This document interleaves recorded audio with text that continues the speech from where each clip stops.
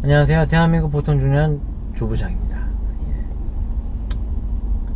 주식에 대해서 일단 간단하게 설명하고 본론으로 좀 얘기를 하겠습니다. 주식을 사람들은 자본주의의 꽃이라고 얘기를 합니다. 자본주의의 꽃. 그런데 왜 자본주의의 꽃이라고 얘기를 하느냐? 뭐라 할까?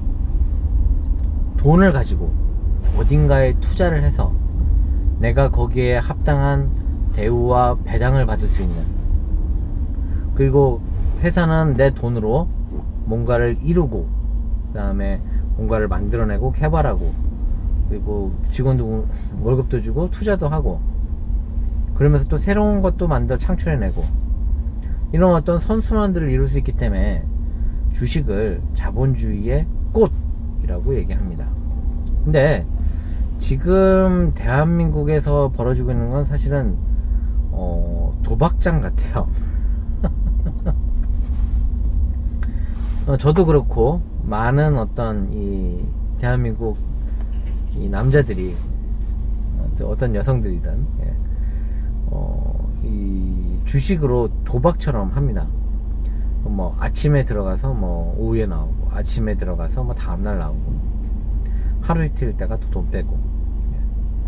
좋죠. 좋은데 뭐 돈을 벌 수 있으면 좋은데 도박으로 돈을 버시는 분들 그렇게 많지 않습니다. 딱도 딴 게 아니에요. 1년 평균으로 누적으로 따지면 잘하면 똔똔, 뭐 좀 못하면 폭망이죠.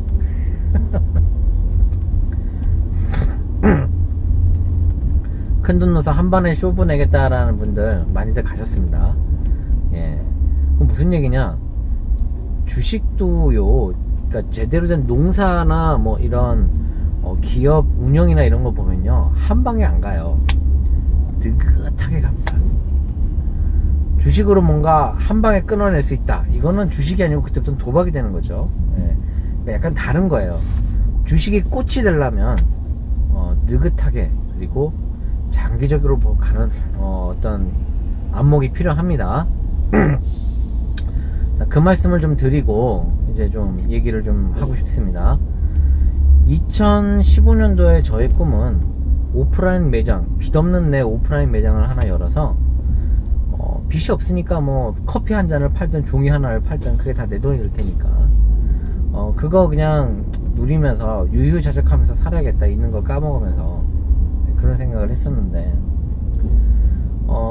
이제 점점 나이가 들어가고, 이제 제가 이제 좀 있으면 이제 한 50대가 되는데 점점 오면서 이게 아니다 싶은 생각이 드는 거예요. 유유자적하면서 사는 게 일단 불가능하다라는 걸 이제 절실하게 느끼고 있습니다. 자, 그러면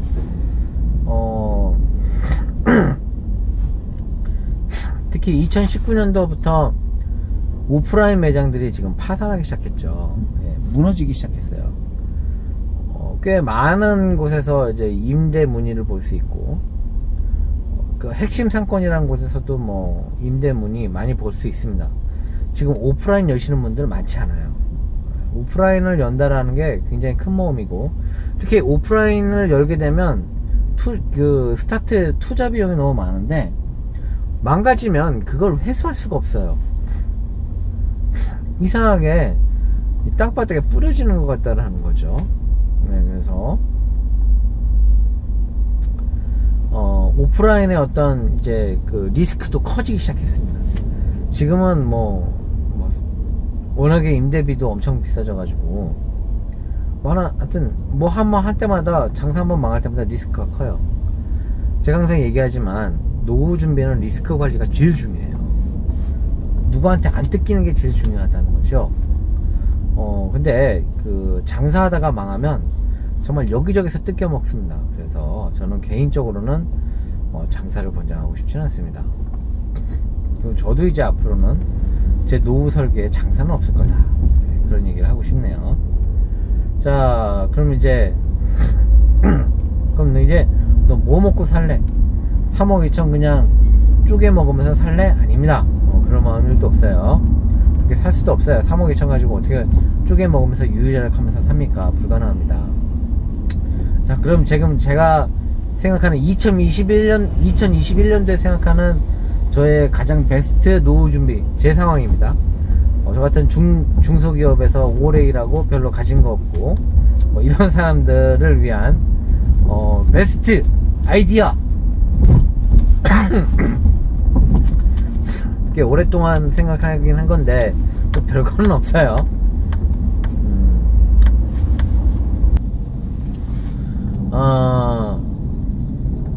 이제 자본을 가지고 이제 쪼개는 겁니다. 주식에 한 50%, 나머지 그 50%는 이제 쪼개 먹는 거. 그 다음에 유유자적할 수 있는 수준의 간단한 소일거리, 요렇게 좀 세팅을 해야 될 것 같습니다. 자, 이제 50% 주식이 무슨 소리야 이게.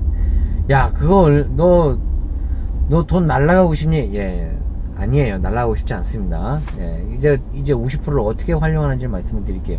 일단 여기에는 제가 국민연금을 받는다. 그 다음에 일단 지금 현재 저는 개인연금이 세팅이 끝났어요.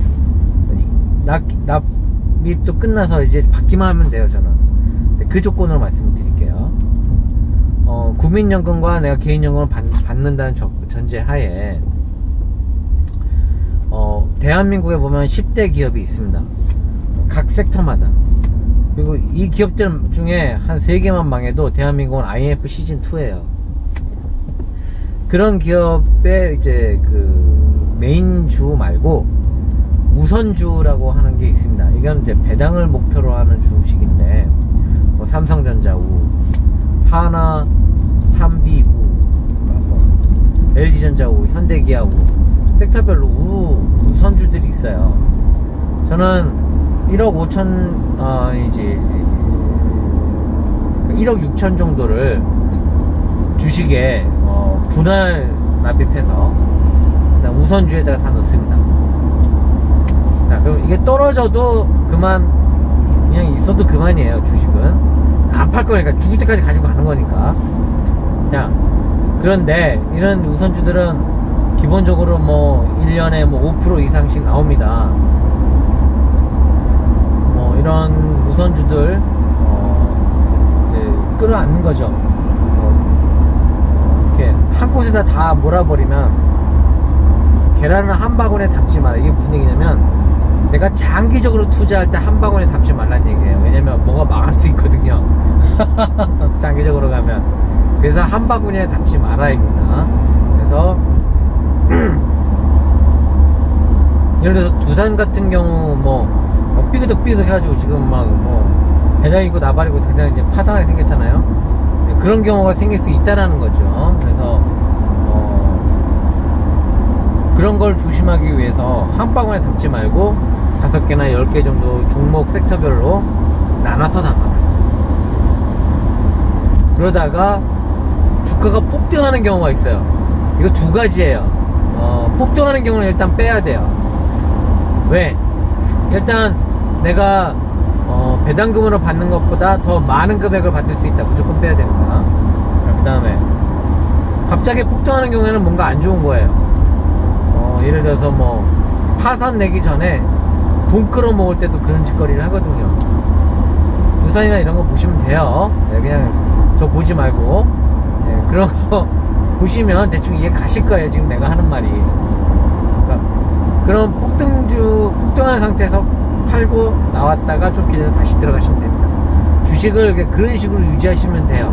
그래서 저는 노후에 한 이런 자본주의의 어떤 장점을 써서 투자를 한 생각입니다. 공격적인 투자도 아니고 굉장히 안전하죠. 거의 리스크를 주식이지만 많이 줄이는 투자 방법이에요. 그거 벌어서 어떻게 할래? 그것도 못 벌게 됩니다. 나중에 되면. 그게 굉장히 소중할 거예요. 여러분 박스 주셔서 한 달 내내 갖다 팔아 보십시오. 30만원이 나올 것 같습니까? 30만원 정도면 다행이지. 하루 종일 정말 집채만큼 갖다 넣어도 30만원, 12,000원 이렇게 나와요. 그러니까 작은 돈이 아닙니다. 중요한 돈이에요. 내가 국민연금을 받고 개인연금도 받고 노령연금도 받는데 이것도 받으면 이거는 분명히 나한테 여유로움으로 옵니다. 중요한 부분이에요. 나머지 이제 1억 5천을 가지고 있다 하더라도 이걸 과연 현금 자산으로 가지고 있을 거냐, 또 그건 또 저는 또 반대입니다. 물론 이제 뭐 도박이 재밌으니까 한 돈 1,000만원 가지고 그냥 한 1,000만원 퇴직하고 노후에 1억 6천 갖다 박아놨으니 한 1,000만원 정도는 괜찮으니까 그걸로 단타 치면서 도박이나 하세요. 그리고 나머지 돈은 좀 여윳돈 조금 빼면 대부분의 돈은 그래도 한 6천만원 정도 수준으로 해서 안전자산 쪽에다 좀 몰아놓는 게 좋습니다. 뭐 예를 들면 금 같은 실물자산이나 또는 달러 같은 이제 안전자산이라고 부르죠. 이제 그런 초우량 국가의 어떤 자원 이런 걸 좀 같이 보유하시는 게 좋겠다. 왜냐하면 만약 중국하고 미국이 지금처럼 계속 싸우면서 피터지게 싸우면서 뭔가 무역전쟁, 그 다음에 금융전쟁, 그리고 중국을 진짜 깔아 뭉개버렸다 그러면 대한민국의 타격이 옵니다. 와요. 올 수밖에 없어요. 그러면 지금과 같은 또 여유로움이 또 날아가 버릴 수도 있습니다. 그래서 금과 달러 같은 안전자산들 뭐 이런 걸 좀 비축하고 있는 것이 좋다. 일단 전 그렇게 세팅하고요. 그 다음에 좀 더 여력이 되신다 그러면, 지금은 꽉 막아놔서 안 되는데 여력이 되신다 그러면은 집 한 채 정도는 더 좀 하나 구비해 두시는 게, 뭐 물론 이제 정권이 좀 바뀌고 좀 세금 문제도 좀 해결되고 나면 크게 부담 안 되는 선에서 작은 집을 하나 더 보유하시면서 좀 운영하시는 게 더 안전하시겠다. 가급적이면 수도권 내에서, 뭐 지방 이런 데 말고 수도권 내에서. 일단 저는 이제 2021년도 버전의 어떤 새로운 이제 그 노후 준비의 방법에 대해서 제가 나름 생각한 방법에 대해서 말씀을 좀 드렸습니다. 아직 퇴직하지 않았어요. 아직 퇴직하려면 멀었지만 계속 이런 식으로 제 스스로 이렇게 계획을 좀 바꿔가면서 5년 만에 계획이 바뀌었어요. 그쵸? 앞으로 5년 후에 어떻게 될지 모릅니다. 노후 준비는요, 정답이 없어요. 정답이 없는 거예요. 노후 준비는 되게 물과 같이 움직여야 돼요. 유동성 있게. 왜냐하면 돈이라는 거는 기본적으로 유동성을 가지고 있기 때문에 흘러요. 어딘가 고일만한 곳으로 흐르는 거예요. 그걸 자체라서 같이 잘 흘리시기를 바랍니다. 대한민국 보통중년 조부장이었습니다. 감사합니다.